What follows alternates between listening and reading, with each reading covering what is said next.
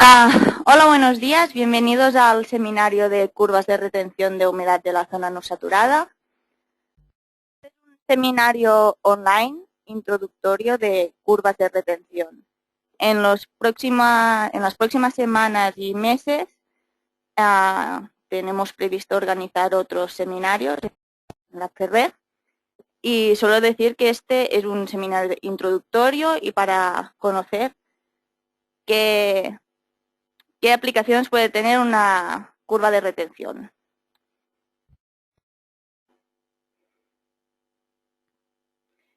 Me presento, yo soy Mireia Fontanet, hidrogeóloga, trabajo en la FERREG y aquí tenéis mi mail de contacto para si queréis contactar conmigo o al respecto o una cosa. Este seminario ha sido organizado por la FERREG y nosotros somos distribuidores de UMS y de Kagon Devices. Aquí tenéis las dos direcciones web. Y estas dos empresas han desarrollado unos sistemas para obtener las curvas de retención de humedad. Lo que hemos hecho en la FERREG es que hemos utilizado sistemas para realizar unos ensayos y hemos obtenido unas curvas de retención de alta resolución y repetibilidad. Y con estas curvas hemos buscado aplicaciones reales para estas curvas. Vamos a empezar y antes de todo vamos a nombrar los puntos que vamos a tratar en este seminario. Primero de todo vamos a hacer una pequeña introducción de lo que es la curva de retención, su definición, puntos importantes, características. Después vamos a nombrar los métodos para obtener esta curva de retención y finalmente la parte más importante de este seminario, que aplicaciones podemos tener ante una curva de retención. Si pasamos a la introducción, antes que todo tenemos que definir qué es una curva de retención de humedad. Define como la evolución de la cantidad de agua retenida en un suelo expresada como unidades de masa o volumen con su potencial. Entonces, antes de todo, si queremos caracterizar un terreno, tenemos que obtener la curva de retención de humedad, ya que es básica para caracterizar un suelo. Y cada suelo tiene su curva de retención de humedad. Entonces, ¿qué condiciona la morfología de una curva de retención? Pues lo condiciona la textura, estructura y el contenido en materia orgánica. Aquí tenemos la curva de retención y tenemos, por ejemplo, por un potencial dado, podemos ver que por una textura arenosa, el contenido en agua es distinto que en una textura de una arcilla, por ejemplo. Vemos que en una arcilla, por su estructura y textura, tiene más capacidad de retención de agua, de humedad, que en una arena.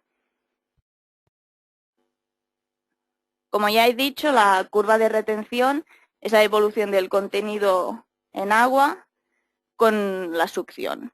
Entonces, el contenido en agua se puede expresar con la gravimetría o con el contenido volumétrico en agua.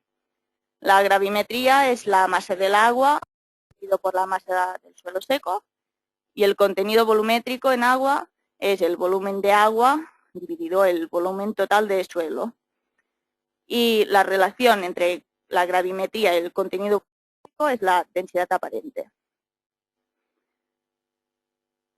Por lo que hace a la succión o potencial, digo succión o potencial en función de la persona que hable, a lo mejor os utiliza la palabra succión o la palabra potencial. Es lo mismo y que tiene el mismo significado. Se define como la energía necesaria para separar una unidad de peso, masa o volumen, de agua de matriz del suelo como si fuera agua libre. Las unidades más utilizadas son de presión, son hectopascales, kilopascales, megapascales y los PF. Los PFs, para gente que no conozca estas unidades, es es una unidad logarítmica que es el logaritmo de la columna de agua en centímetros. Decir que si no se expresa lo contrario, la succión o potencial se expresa en valores negativos. Comentar que si tenéis algunas dudas de unidades o alguna duda, en la PR tenemos un folleto para convertir las unidades que os podemos mandar por mail, y para los más modernos existe una aplicación de smartphone para convertir las unidades de potencial. Os la podéis descargar gratuitamente. Y vamos a comentar los puntos característicos de la curva de retención. En el suelo existe la parte sólida, que es fija, estable, y la parte líquida y la parte gasosa. Estas dos partes sí que son variables y varían en su proporción.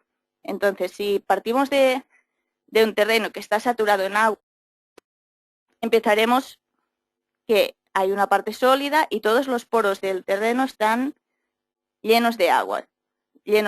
Entonces, en este punto empezamos nuestra curva de retención. En este punto nos encontramos en el contenido saturado en agua. A partir de este punto nos va a variar el potencial, pero no nos va a variar el contenido en agua hasta que el aire entra en los poros del suelo. En este punto hemos llegado al potencial de entrada de aire. Cuando se llega en este punto, el terreno empieza a drenar agua y entonces el contenido en agua disminuye y la succión aumenta, hasta que llegamos a capacidad de campo que el terreno deja de drenar agua.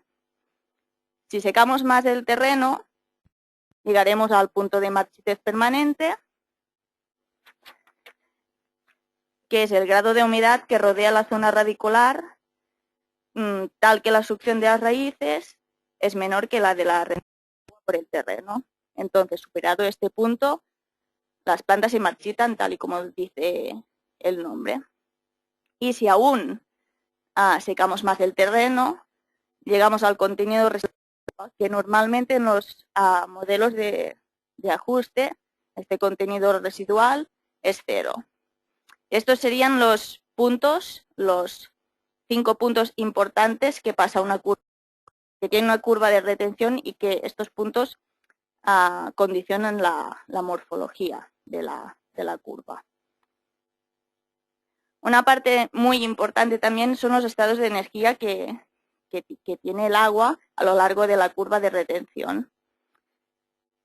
Entonces tenemos el agua gravimétrica, capilar y higroscópica. He puesto aquí unos intervalos de succión que son aproximados en función de la textura del suelo. Van a ser unos u otros, pero aproximadamente los intervalos de succión. El agua gravimétrica no es retenida por el suelo y va a ser agua que va a ser drenada. Después el agua capilar, ocupa los microporos y parte de ella es absorbible por las plantas. Y finalmente el agua higroscópica solo recubre las partículas del suelo, no tiene movimiento y no es absorbible por las plantas. Entonces, estos tres estados de energía son muy importantes cuando queremos darle una aplicación concreta a nuestra curva de retención. Ya veremos por qué, vamos a ver ejemplos. Y si trasladamos todos los puntos importantes de la curva y los 3 estados energéticos que puede tener, el resultado es este. Tenemos unos puntos experimentales obtenidos con unos sistemas que ahora vamos a describir. Los puntos experimentales han sido ajustados con un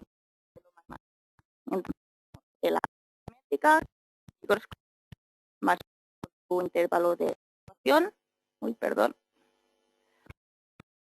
Y iniciamos la curva en el contenido volumétrico saturado en agua. Entonces, aumenta la succión, pero no varía el contenido en agua. Entonces llegamos al potencial y a partir de este punto sí que varía el contenido en agua y aumenta la succión.